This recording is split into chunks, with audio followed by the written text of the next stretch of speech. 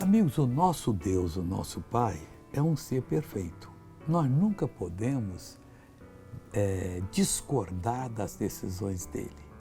Ele salva a quem ele quer, porque ele viu que aquela pessoa está sendo sincera.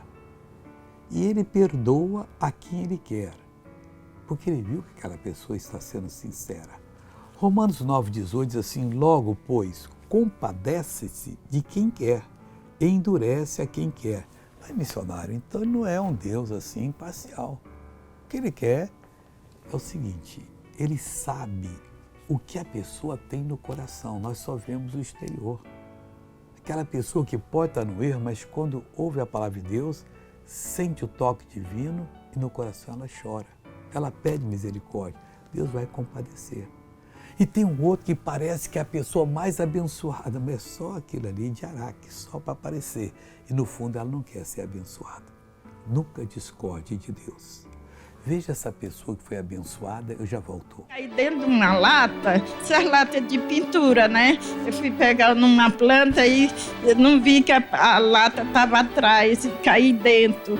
Aí solou meu joelho, minha coluna, eu não andava quase. Você estava andando. Eu não estava andando. Agora, o que aconteceu? Agora eu fiquei boa. Então pode... Olha que coisa bonita. Que coisa linda, pessoal. Vai em nome de Jesus. Vamos orar agora. Querido Pai, eu oro por todas as pessoas que estão suplicando pela Tua graça, pedindo a Deus um toque dos céus nessa vida. Pai, eu oro por essa pessoa que está com a cabeça como se fosse anestesiada. E eu mando mal saia, vá embora, não oprima mais, em nome de Jesus. E você diz amém.